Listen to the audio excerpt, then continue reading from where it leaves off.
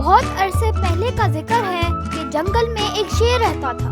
وہ بہت طاقتور اور بے خوف تھا۔ ایک دن شیر سو رہا تھا اور ایک چوہا جنگل سے گزر رہا تھا۔ اس نے شیر کو دیکھا اور اس کے اوپر کودنا شروع کر دیا۔ شیر اپنی نیند سے جاگ گیا۔ شیر نے ایک چھوٹے سے چوہے کو پکڑ لیا۔ چوہا بہت خوف زدہ ہوا اور شیر سے کہا، مہربانی کر کے مجھے چھوڑ دو، ایک دن میں آپ کی مدد کروں گا۔ شیر نے چوہے سے ہنستے ہوئے کہا، تم میری مدد کیا کرو گے، تم بہت چھوٹے ہو۔ کچھ دنوں بعد شیر شکار کرنے گیا اور شکاریوں کے جال میں پھنس گیا۔ اس نے بہت کوشش کی مگر نکل نہ سکا۔ شیر نے زور زور سے دھاڑنا شروع کر دیا۔ چوہا اس آواز کو سن کر وہاں پہنچا اور دیکھا کہ شیر جال میں پھنسا ہوا ہے۔ چوہے نے جلدی سے اپنے تیز دانتوں سے جال کو کاٹنا شروع کیا۔ تھوڑی ہی دیر میں چوہے نے جال کو کاٹ دیا اور شیر کو آزاد کر دیا۔ شیر نے حیرانی سے چوہے کو دیکھا اور کہا، آج تم نے ثابت کر دیا کہ چھوٹے بھی کبھی کبھار بڑے کام کر سکتے ہیں۔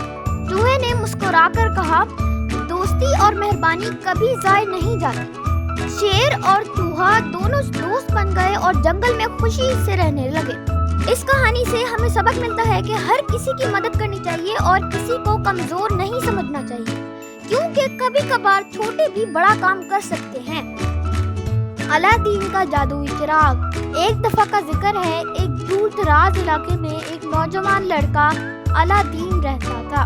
وہ غریب تھا مگر اس کے دل میں خوابوں کی بھرمار تھی۔ ایک دن ایک قدیم غار کی تلاش کرتے ہوئے الادین نے ایک پرانے چراغ پر مشت زدہ کیا۔ اسے یہ بات معلوم نہیں تھی کہ یہ عام چراغ نہیں بلکہ ایک جادوئی چراغ تھا۔ جب الادین نے چراغ کو رگڑا، ایک جادوئی جن آ گیا۔ جن نے اسے 3 خواہشات پوری کرنے کا وعدہ کیا۔ الادین ایک نیک دل اپنے خاندان کے لیے کھانا اور رہائش کی خواہش کی۔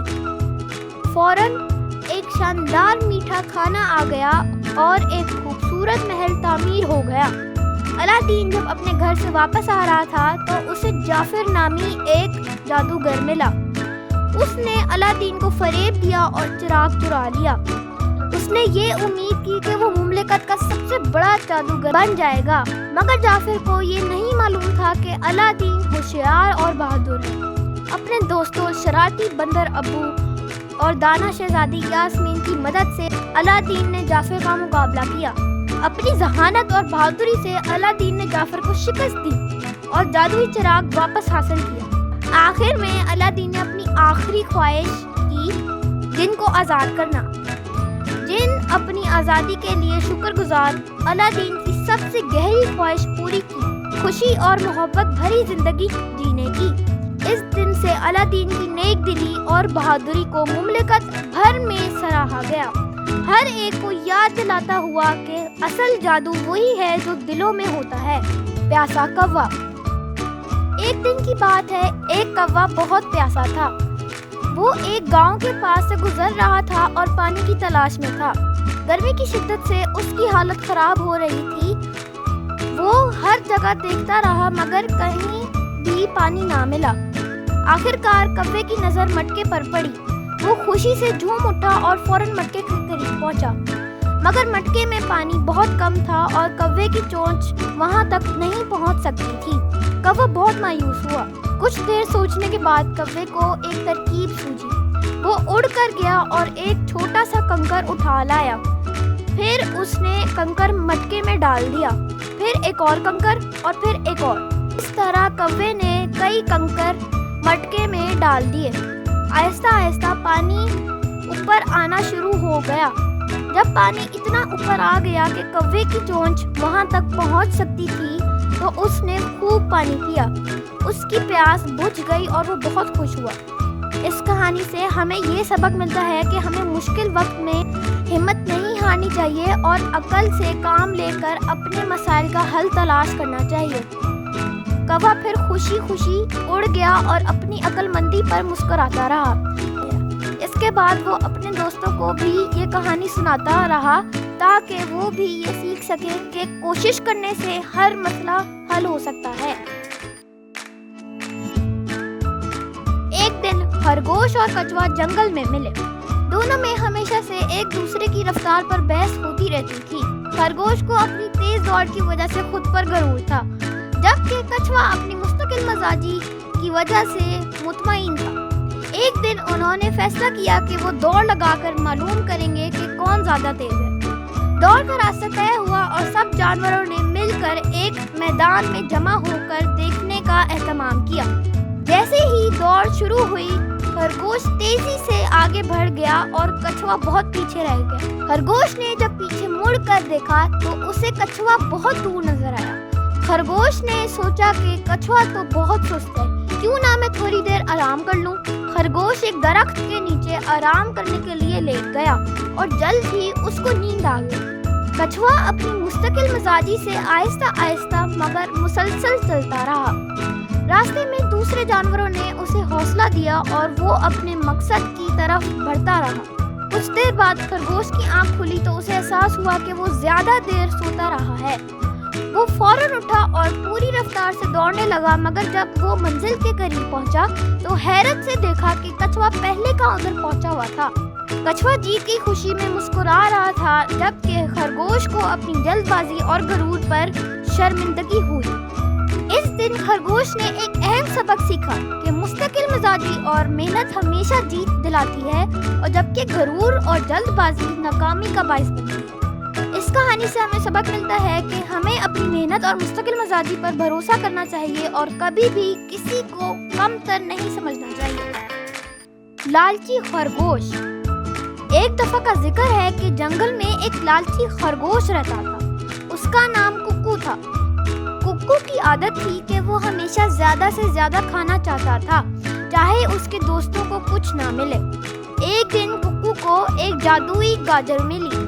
گاجر نے کہا، ککو، میں تمہاری ہر خواہش پوری کروں گی، مگر یاد رکھو جتنی زیادہ خواہش کرو گے اتنی ہی مشکل اٹھاؤ گے۔ ککو نے کہا، یہ تو بہت آسان ہے، پہلے میں دنیا کی سب سے بڑی گاجر چاہتا ہوں۔ گاجر نے جادو کیا اور ایک بڑی گاجر سامنے آ گئی۔ ککو بہت خوش ہوا اور کھانے لگا۔ پھر اس نے کہا، میں مزید گاجریں چاہتا ہوں، اتنی کہ سارا جنگل بھر جائے۔ جنگل میں ہر طرف گاجریں ہی گاجریں ہو گئیں۔ ککو خوشی سے اچھلنے لگا، مگر وہ دیکھتا ہے کہ اس کے دوست چوہا، کچھوا اور ہرن پھنس گئے ہیں۔ سب نے ککو سے مدد مانگی، مگر ککو نے کہا، پہلے میں اپنی گاجریں کھا لوں۔ اچانک جادوئی گاجر نے زور زور سے ہنسنا شروع کر دیا اور کہا، لالچی خرگوش، اب تمہیں سبق سکھاتی ہوں، اور ککو کو ایک چھوٹا سا خرگوش بنا دیا جس سے گاجریں کھانی بھی مشکل ہو گئیں۔ ککو کو احساس ہوا کہ اس کی لالچ اسے اور اس کے دوستوں کو مصیبت میں ڈال دیا ہے۔ اس نے گاجر سے معافی مانگی اور وعدہ کیا کہ آئندہ لالچ نہیں کرے گا۔ جادوئی گاجر نے اس کی بات مان لی اور سب کچھ پہلے جیسا ہو گیا۔ سب نے مل کر گاجریں کھائیں اور خوشی خوشی زندگی گزارنے لگے۔ اس کہانی سے ہمیں یہ سبق ملتا ہے کہ لالچ بری بلا ہے۔ لالچ کرنے سے نہ صرف خود کو نقصان پہنچتا ہے بلکہ اپنے دوستوں اور پیاروں کو بھی مشکلات میں ڈالتا ہے۔ اس لیے ہمیشہ دوسروں کا خیال رکھنا چاہیے اور جو ملے اس پر شکر گزار ہونا چاہیے۔ دوستانہ رویہ اور دوسروں کی مدد کرنے سے زندگی میں حقیقی خوشی اور سکون ملتا ہے۔ شرارت کا انجام۔ ایک دفعہ کا ذکر ہے کہ ایک گاؤں میں ایک چھوٹا سا لڑکا رہتا تھا جس کا نام علی تھا۔ علی بہت شرارتی تھا اور ہمیشہ دوسروں کو تنگ کرتا رہتا تھا۔ اس کے دوست اور گاؤں والے اس کی شرارتوں سے بہت تنگ آ چکے تھے۔ ایک دن علی نے سوچا کہ کچھ نیا کیا جائے۔ اس نے اپنے دوستوں کے جوتوں میں چھوٹے پتھر ڈال دیے تاکہ جب وہ چلیں تو انہیں تکلیف ہو۔ جب دوستوں نے اپنے جوتے پہنے اور چلنے لگے تو انہیں بہت درد ہوا۔ سب نے علی کو ڈانٹا اور اس سے ناراض ہو گئے۔ علی نے اپنی حرکت پر ہنسنا شروع کر دیا اور کہا، یہ تو صرف مذاق تھا، لیکن اس کے دوستوں نے اسے سمجھایا کہ اس کا مذاق کسی کے لیے تکلیف دہ ہو سکتا ہے۔ گاؤں کے بزرگوں نے بھی علی کو سمجھایا کہ اس کی شرارتیں نقصان دہ ہیں اور اسے دوسروں کے جذبات کا احترام کرنا چاہیے۔ اگلے دن علی نے سوچا کہ کوئی شرارت کی جائے۔ اس نے گاؤں کے تالاب میں کچھ سوئی ڈال دی تاکہ جب کوئی نہانے جائے تو اسے تکلیف ہو۔ جب ایک بچہ نہانے گیا تو اس کے پاؤں میں سوئی چبھ گئی اور وہ بہت رویا۔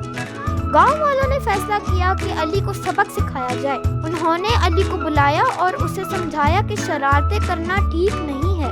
اگر اس کی وجہ سے کسی کو تکلیف ہو جائے تو یہ بہت غلط بات۔ انہوں نے علی کو بتایا کہ اگر کوئی اس کے ساتھ ایسی شرارت کرے تو اسے کیسا محسوس ہو۔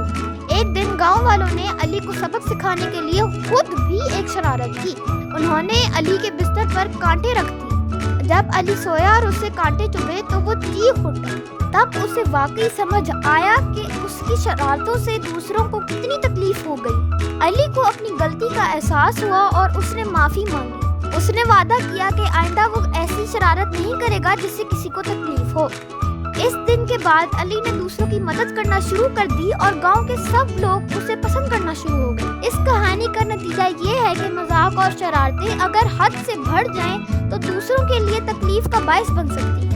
دوسروں کے جذبات کا احترام کرنا اور ان کے ساتھ اچھا سلوک کرنا ضروری ہے۔ حقیقی خوشی دوسروں کی خوشی میں شامل ہونے اور ان کی مدد کرنے میں ہے، نہ کہ انہیں تنگ کرنے میں۔ ایماندار لکڑہارا۔ ایک دفعہ کا ذکر ہے کہ ایک گاؤں میں ایک غریب لکڑہارا رہتا تھا۔ وہ روزانہ جنگل میں جاتا اور لکڑیاں کاٹ کر بیچتا تھا۔ اس کی زندگی بڑی مشکلوں سے گزر رہی تھی، لیکن وہ ہمیشہ ایمانداری اور محنت سے کام کرتا تھا۔ ایک دن لکڑہارا دریا کے کنارے لکڑیاں کاٹ رہا تھا کہ اچانک سے اس کا کلہاڑا اس کے ہاتھ سے پھسل کر دریا میں گر گیا۔ لکڑہارا بہت پریشان ہو گیا کیونکہ وہ کلہاڑا اس کی روزی روٹی کا واحد ذریعہ تھا۔ وہ دریا کے کنارے بیٹھ کر رونے لگا اور دعا کرنے لگا۔ اچانک سے دریا کی گہرائی سے ایک پری نمودار ہوئی۔ اس نے لکڑہارے سے پوچھا، کیوں رو رہے ہو؟ لکڑہارے نے اپنی مشکل پری کو بتائی۔ پری نے دریا میں غوطہ لگایا اور سونے کا لکڑہارا نکال کر لکڑہارے کو دکھایا۔ کیا یہ تمہارا کلہاڑا ہے؟ لکڑہارے نے کہا، نہیں، میرا کلہاڑا لوہے کا ہے۔ پری نے دوبارہ غوطہ لگایا اور چاندی کا کلہاڑا نکال لیا۔ کیا یہ تمہارا کلہاڑا ہے؟ لکڑہارے نے پھر کہا، نہیں، میرا کلہاڑا لوہے کا ہی ہے۔ آخرکار پری نے لکڑہارے کا لوہے کا کلہاڑا نکالا اور کہا، کیا یہ تمہارا کلہاڑا ہے؟ لکڑہارے نے خوش ہو کر کہا کہ یہی میرا کلہاڑا ہے۔ پری نے لکڑہارے کی ایمانداری دیکھ کر سونے اور چاندی کے کلہاڑے بھی اسے دے دیے۔ لکڑہارا بہت خوش ہو کر اپنے گاؤں واپس آیا اور اپنی محنت اور ایمانداری کے باعث خوشحال زندگی گزارنے لگا۔ کہانی کا اخلاق یہ ہے کہ ایمانداری ہمیشہ فائدہ مند ہوتی ہے اور اللہ تعالیٰ ایماندار لوگوں کی مدد کرتا ہے۔ ہمیں بھی ہر حال میں ایمانداری اور محنت کو نہیں چھوڑنا چاہیے۔ جھوٹ بولنے کے نتائج۔ ایک گاؤں میں ایک چھوٹا سا لڑکا رہتا تھا جس کا نام عمر تھا۔ عمر بہت شرارتی تھا اور اکثر جھوٹ بولتا تھا۔ ایک دن عمر نے گاؤں کے لوگوں سے کہا کہ جنگل میں شیر آ گیا ہے۔ سب لوگ ڈر کے مارے اپنے گھروں سے باہر نکلے اور عمر کی مدد کرنے پہنچ گئے، لیکن وہاں کوئی شیر نہیں تھا۔ عمر نے زور زور سے ہنسنا شروع کر دیا اور سب لوگ نے سمجھا کہ یہ عمر کی شرارت تھی۔ کچھ دنوں بعد عمر نے دوبارہ جھوٹ بولا کہ شیر آیا ہے۔ لوگ دوبارہ بھاگے اور عمر کی مدد کرنے آئے، مگر پھر وہاں کوئی شیر نہیں تھا۔ لوگ عمر کی اس حرکت سے بہت ناراض ہوئے اور کہا کہ ہم اب تمہاری بات پر یقین نہیں کریں گے۔ پھر ایک دن واقعی شیر آ گیا۔ عمر نے گھبرا کر گاؤں والوں کو پکارا، مدد، شیر آیا ہے، لیکن اس بار کوئی بھی نہیں آیا۔ شیر نے عمر پر حملہ کیا اور عمر بڑی مشکل سے بھاگ کر اپنی جان بچا سکا۔ عمر نے اس دن ایک سبق سیکھا کہ جھوٹ بولنے سے کوئی فائدہ نہیں ہوتا، بلکہ لوگ آپ پر اعتماد کرنا چھوڑ دیتے ہیں۔ اس نے گاؤں والوں سے معافی مانگی اور وعدہ کیا کہ وہ دوبارہ کبھی جھوٹ نہیں بولے گا۔ اس کہانی سے بچوں کو یہ سبق ملتا ہے کہ ہمیں ہمیشہ سچ بولنا چاہیے، کیونکہ جھوٹ بولنے سے ہمارے دوست اور خاندان والے ہم پر اعتماد کرنا چھوڑ دیتے ہیں اور ہم مشکل میں پڑ سکتے ہیں۔